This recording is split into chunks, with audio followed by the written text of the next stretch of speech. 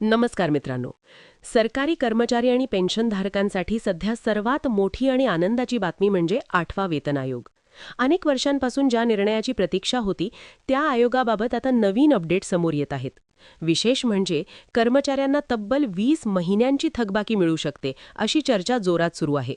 7वा वेतन आयोग 2016 मध्ये लागू झाला होता आणि साधारणपणे प्रत्येक 10 वर्षांनी नवीन वेतन आयोग लागू होतो. त्यामुळे 2026 पासून 8व्या वेतन आयोगाची अंमलबजावणी होण्याची अपेक्षा व्यक्त केली जात आहे. सुमारे 50 लाख कर्मचारी आणि 65 लाखांहून अधिक पेन्शनधारक या निर्णयाकडे डोळे लावून बसले आहेत. कारण या आयोगामुळे केवळ पगार वाढणार नाही, तर भत्ते, पेन्शन आणि इतर आर्थिक लाभांमध्येही मोठा बदल होणार आहे. आता सर्वात महत्त्वाचा मुद्दा म्हणजे 20 महिन्यांची थकबाकी नेमकी कशी मिळू शकते. वेतन आयोग लागू करताना सरकार सहसा एक प्रभावी तारीख, इफेक्टिव्ह डेट जाहीर करते. अनेक तज्ज्ञांच्या मते 8वा वेतन आयोग 1 जानेवारी 2026 पासून लागू मानला जाऊ शकतो. परंतु प्रत्यक्षात नवीन पगार संरचना लागू होण्यासाठी आयोग अहवाल सादर करणे, सरकारची मंजुरी, नियम तयार करणे आणि अंमलबजावणी यासाठी वेळ लागतो. हा कालावधी जर 18 ते 24 महिने झाला तर त्या दरम्यान जुन्या पगारावर काम करणाऱ्या कर्मचाऱ्यांना नवीन पगार आणि जुन्या पगारातील फरक एकत्रित थकबाकी म्हणून दिला जाऊ शकतो.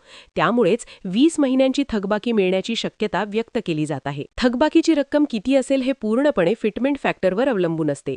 फिटमेंट फॅक्टर म्हणजे जुना बेसिक पगार किती पट वाढवून नवीन बेसिक पगार ठरवायचा हे दर्शवणारा गुणक. 7व्या वेतन आयोगात हा गुणक 2.57 होता. 8व्या वेतन आयोगात हा गुणक 3.00 किंवा त्याहून अधिक असू शकतो अशी मागणी कर्मचारी संघटनांकडून करण्यात आली आहे. उदाहरणार्थ, एखाद्या कर्मचाऱ्याचा सध्याचा बेसिक पगार 18,000 रुपये असेल आणि फिटमेंट फॅक्टर 3.00 लागू झाला तर त्याचा नवीन बेसिक पगार सुमारे 54,000 रुपयांपर्यंत जाऊ शकतो. त्यानंतर महागाई भत्ता, HRA आणि इतर भत्ते यांची गणना नवीन बेसिकवर होईल. त्यामुळे एकूण पगारात मोठी वाढ होऊ शकते. जर हा फरक दर महिन्याला 20,000 ते 30,000 रुपये असेल आणि अंमलबजावणी 20 महिने उशिरा झाली तर एकूण थकबाकी 4 लाख ते 6 लाख रुपये किंवा त्याहून अधिक होऊ शकते. उच्च पदावरील अधिकाऱ्यांसाठी ही रक्कम 8 ते 12 लाख रुपयांपर्यंत जाऊ शकते असा अंदाज व्यक्त केला जात आहे. त्यामुळेच ही बातमी कर्मचाऱ्यांसाठी लॉटरीसारखी ठरू शकते. इतिहास पाहिला तर मागील वेतन आयोगांमध्ये ही थकबाकी देण्यात आली आहे. 6व्या वेतन आयोगात मोठ्या प्रमाणावर थकबाकी देण्यात आली होती आणि 7व्या वेतन आयोगातही काही महिन्यांची थकबाकी कर्मचाऱ्यांना मिळाली होती. त्यामुळे यावेळी ही थकबाकी मिळण्याची शक्यता नाकारता येत नाही. मात्र एक महत्त्वाची गोष्ट लक्षात घ्यायला हवी. सरकारकडून अद्याप 20 महिन्यांच्या थकबाकीबाबत कोणतीही अधिकृत घोषणा करण्यात आलेली नाही. सध्या हे सर्व अंदाज आणि तज्ज्ञांचे विश्लेषण यावर आधारित आहे. अंतिम निर्णय आयोगाचा अहवाल सादर झाल्यानंतर आणि मंत्रिमंडळाची मंजुरी मिळाल्यानंतरच घेतला जाईल.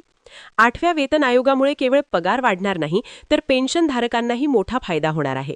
नवीन वेतन संरचनेनुसार पेन्शनची पुनर्गणना केली जाईल आणि महागाई भत्ताही वाढू शकतो. यामुळे निवृत्त कर्मचाऱ्यांचे मासिक उत्पन्न लक्षणीय वाढू शकते. तसेच घर भाडे भत्ता, प्रवास भत्ता आणि इतर भत्त्यांमध्येही सुधारणा होण्याची शक्यता आहे. तज्ज्ञांच्या मते सरकार आर्थिक परिस्थिती, महागाई आणि वित्तीय तुटीचा विचार करून अंतिम निर्णय घेईल. कारण एकाच वेळी लाखो कर्मचाऱ्यांना मोठी थकबाकी देणे म्हणजे सरकारवर प्रचंड आर्थिक भार पडू शकतो. तरीही कर्मचारी संघटना या मागणीसाठी सातत्याने दबाव आणत आहेत.